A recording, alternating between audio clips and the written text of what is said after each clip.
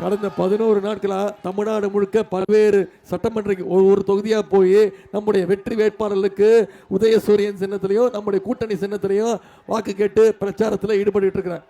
இன்னைக்கு தலைவர் அவர்கள் 1000 விளக்கில் போய் எழில நாகநாதனுக்கு வாக்கு சேகரிச்சுட்டு வான்னு அனுப்பிச்சிருக்கிறாங்க.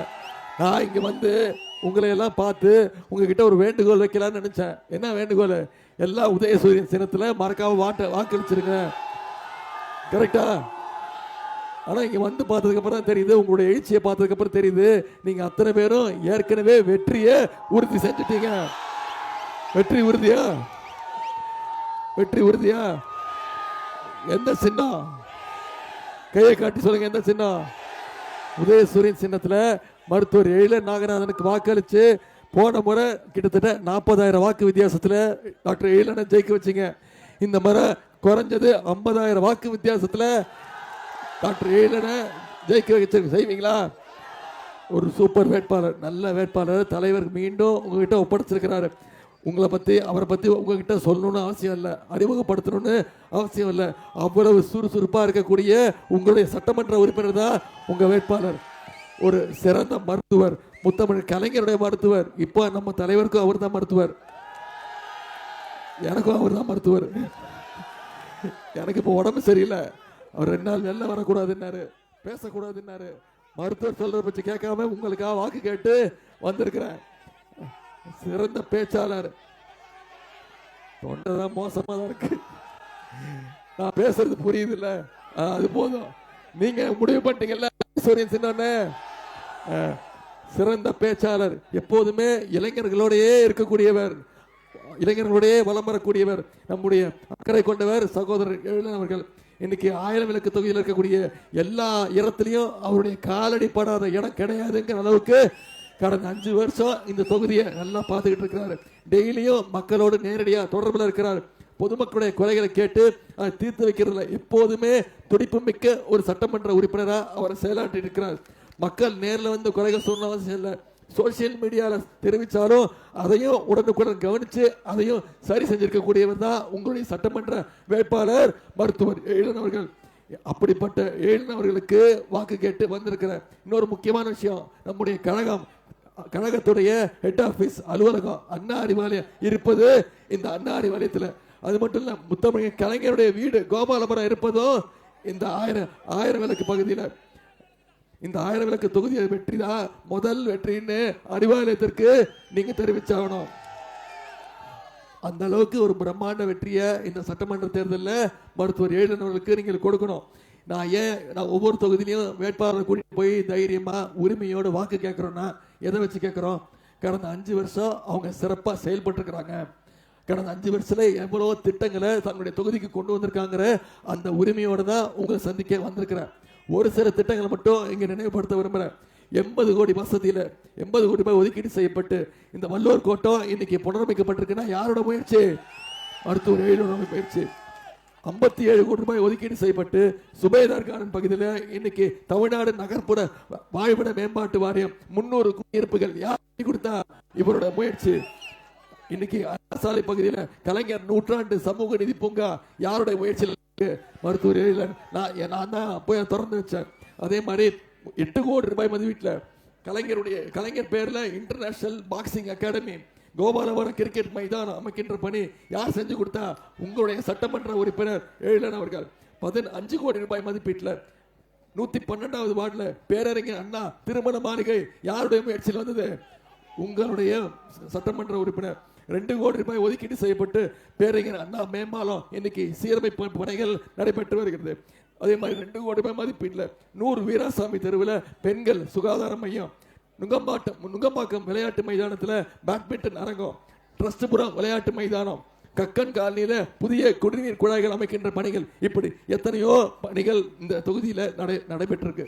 இந்த பணிகள்லாம் தொடரணும்னா, மேலும் இன்னும் நல்ல திட்டங்கள் நல்ல பணிகள் இந்த தொகுதிக்கு வரணும்னா நீங்க மீண்டும் நம்முடைய எழிலன் நாகநாதன் அவர்களை உதயசூரியன் சின்னத்தில் வாக்களிச்சு மிகப்பெரிய வாக்கு வித்தியாசத்தில் ஜெயிக்க வச்சு அனுப்புவீங்களா?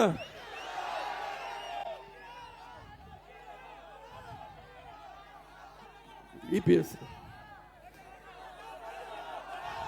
இன்னைக்கு அது மட்டும் இல்ல, போட்டோவா? என்ன போட்டோ?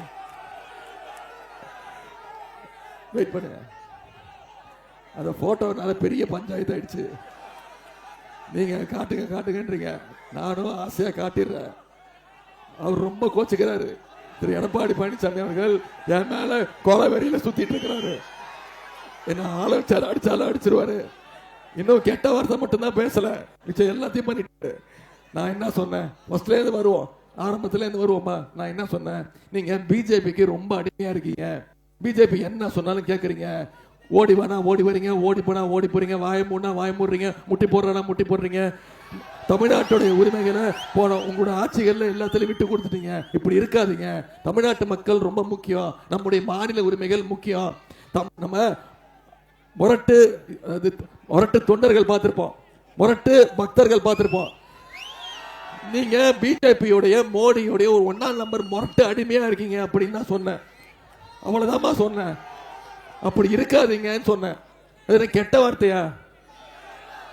முரட்டு அடிமைங்கிறது கெட்ட வார்த்தையா? கெட்ட வார்த்தையே கிடையாது. நீங்க ரொம்ப முரட்டு அடிமையா இருக்கீங்க. டெல்லிக்கு போனா 4 கார் மாறி போறீங்க, மூஞ்ச மூடிக்கிட்டு வெளில ஓடி வரீங்க. இதெல்லாம் பண்ணாதீங்க. தமிழ்நாட்டு மக்களுடைய உரிமைகளை பத்தி யோசிங்கன்னு சொன்னேன். உடனே சொன்னாரு, உதயநிதிக்கு என்ன அனுபவம் இருக்கு? ஏன் அரசியல் அனுபவம், அவருடைய வயசு அப்படின்ட்டார். ஆமா, எனக்கு நிச்சயமா அவருக்கு இருக்கிற அனுபவம் எனக்கு கிடையாது. குறிப்பா இந்த அனுபவம் எனக்கு கிடையாது. இந்த அனுபவம் எனக்கு கிடையாது.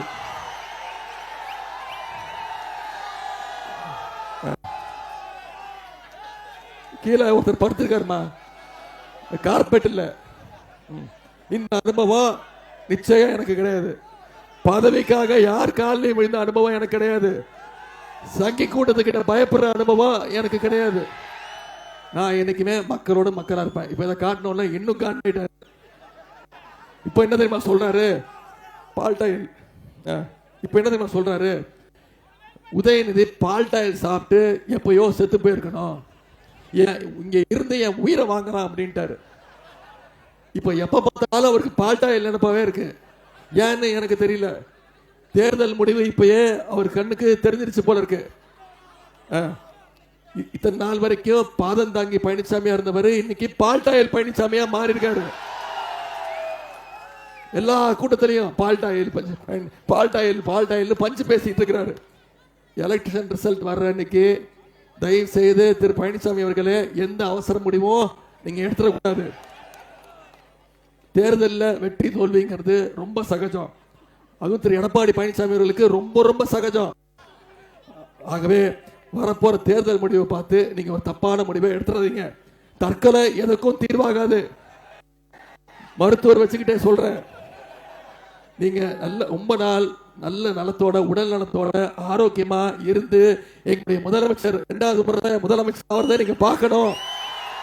எங்க திராவிட மாடல் 2.0 ஆட்சியில எங்க தலைவர் செய்கிற திட்டங்களை, சாதனைகளை நீங்க இருந்து பார்க்கணும். அதிமுக நிரந்தர பொதுச் செயலரா நீங்க தான் இருக்கணும். அப்பதான் எங்களுக்கு வசதியா இருக்கும். இன்னைக்கு என்ன திட்ட போறாருன்னு தெரியல.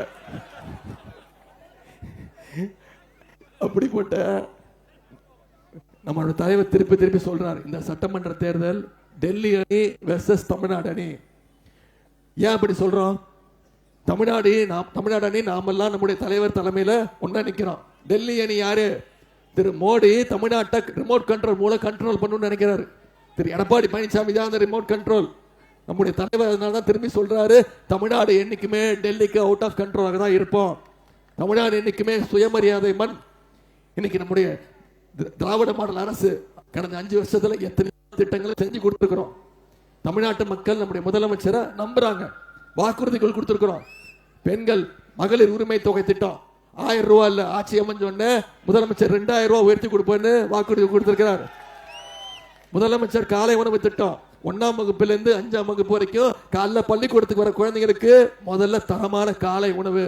இப்போ அது 8ஆம் வகுப்பு வரைக்கும் உயர்த்தி கொடுப்போம்னு சொல்லியிருக்கோம். அது மட்டும் இல்ல, எவ்வளவு திட்டங்கள் சொல்லியிருக்கோம். இந்த முறை 10 லட்சம் மாணவ மாணவிகளுக்கு 3 மாசத்துல இலவச லேப்டாப் திட்டத்தை அறிவிச்சு ஒரே மாசத்தை கொடுத்து முடிச்சிருக்கிறோம். அதிமுக ஆட்சியில பள்ளிக்கூட குழந்தைகளுக்கு கொடுத்தாங்க லேப்டாப். 2019 அவங்களே நிப்பாட்டிட்டாங்க. இப்ப நம்ம தலைவர் பார்த்தாரு, லேப்டாப் அதிகமா யாருக்கு பயனுள்ளதா இருக்கும்? பள்ளிக்கூடம் படிக்கிற குழந்தைங்களை விட கல்லூரி படிக்கிற மாணவ மாணவிகளுக்கு லேப்டாப் பயனுள்ளதாக இருக்கும்னு 10 லட்சம் மாணவ மாணவிகளுக்கு லேப்டாப் கொடுத்துருக்கோம். இப்போ தலைவர் வாக்குறுதி கொடுத்திருக்கிறார். ஆட்சி அமைஞ்சோன்னு 5 வருஷத்துல அனைத்து மாணவ மாணவிகளுக்கும் 35 லட்சம் லேப்டாப் கொடுப்போம்னு தலைவர் வாக்குறுதி கொடுத்திருக்கிறார். ஓஏபி 1200 2000 ரூபாய் ஓஏபி கொடுப்பேன் வாக்குறுதி கொடுத்திருக்கிறார். முக்கியமா ஒரு வாக்குறுதி உங்களுக்கு தெரிஞ்சிருக்கும். ஆட்சி அமைஞ்சோன்னு ஒவ்வொரு மகளிருக்கும் அவங்களுடைய கைகளில் 8000 ரூபாய் மதிப்புள்ள கூப்பன் வழங்கப்படும். மகளிர் அவங்களே முடிவு பண்ணிக்கலாம் அவங்க வீட்டுக்கு என்ன எலக்ட்ரானிக் சாமான் தேவையோ, மின்சாதன வசதி தேவையோ, ஃப்ரிட்ஜ், டிவி, மிக்சி, கிரைண்டர் எதுவாக இருந்தாலும் நீங்களே முடிவு பண்ணி உங்க இஷ்டத்துக்கு நீங்களே வாங்கிக்கலாம் அப்படின்னு நம்முடைய தலைவர் ஒரு திட்டத்தை அறிவிச்சிருக்கிறார். இதெல்லாம் நடைபெறணும்னா வர சட்டமன்ற தேர்தலில் மீண்டும் திமுக ஆட்சி அமைக்க போவது உறுதி. நம்முடைய தலைவர் முதலமைச்சரா அமரப்போவது உறுதி. நான் உங்களை கேட்பதெல்லாம் இந்த 1000 விளக்கு சட்டமன்ற தொகுதியில இங்க வெற்றி உறுதி. ஆனா போன முறை 32,000 வாக்கு வித்தியாசம். இந்த முறை நான் உங்ககிட்ட கேட்பதெல்லாம் 50,000 வாக்கு வித்தியாசத்துல திரு எழில நாகராஜனை ஜெயிக்க வச்சு அனுப்புங்க. வெற்றி உறுதியா? இன்னைக்கு தேதி 9ஆம் தேதி. இன்னைக்கு தேதி 9ஆம் தேதி. ஏப்ரல் 23ஆம் தேதி தேர்தல். 23ஆம் தேதி தேர்தல். இன்னும் நம்முடைய கைகளில் 14 நாட்கள் இருக்கு. உதயநிதி வந்தாரு, திட்டங்களை பத்தி சொன்னாரு, வாக்குறுதிகள் கேட்டாரு, போயிட்டாரு, கலைஞ்சு போயிட்டான்னு போயிடக்கூடாது. அடுத்த 14 நாட்கள் நீங்க ஒவ்வொருத்தரும் திட்டமிட்டு இந்த பிரச்சாரத்தை கீழ் வரைக்கும் ஒவ்வொரு வாக்காளர்கிட்டையும் எடுத்து கொண்டு போய் சொல்லுங்க. நம்ம தலைவர் என்னெல்லாம் பண்ணிருக்கிறாரு, நம்ம சட்டமன்ற உறுப்பினர் என்னெல்லாம் பண்ணிருக்கிறாங்கிறத சொல்லுங்க. ஆட்சிக்கு வந்தா என்ன பண்ணுவோம்னு சொல்லுங்க. மீண்டும் அதிமுக பாஜக கூட்டணி, சங்கி கூட்டணி, அடிமை கூட்டணி தமிழ்நாட்டுக்குள்ள வந்துருச்சுன்னா தமிழ்நாட்டுக்கு என்னெல்லாம் கேடு வருங்கிறத சொல்லுங்க. ஒவ்வொரு வாக்காளரையும் சந்திச்சு பிரச்சாரத்தை சொன்னீங்கன்னா பண்ணீங்கன்னா நிச்சயம் 50,000 வாக்கு வித்தியாசத்துல எழில நாகராஜன் மிகப்பெரிய வெற்றி அடைஞ்சு மீண்டும் உங்களுடைய சட்டமன்ற உறுப்பினராகுவார். அப்படி ஆனா மீண்டும் இந்த 1000 விளக்கு தொகுதியில என்னென்ன திட்டங்கள் தேவையோ அதை நிச்சயம் ஒவ்வொன்றத்தையும் உங்க ஒவ்வொருத்தரோட கோரிக்கையும் கேட்டு அதை செஞ்சு கொடுப்பார் திரு எழில நாகராஜன் கூறிக்கொண்டு இந்த அன்போடு கேட்கிறேன், பண்போடு கேட்கிறேன், பாசத்தோடு கேட்கிறேன், உரிமையோடு கேட்கிறேன், உங்க வீட்டு பிள்ளையாக கேட்கிறேன். இன்னும் பெருமையா பொறுப்பா சொல்லணும்னா தலைவருடைய மகனாக கேட்கிறேன்.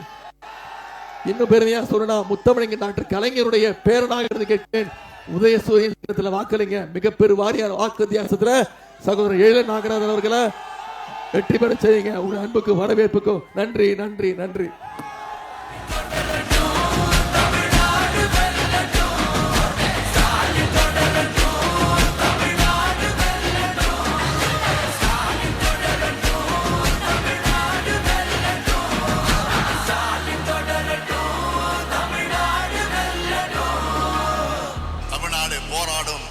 தமிழ்நாடு வெல்லும்.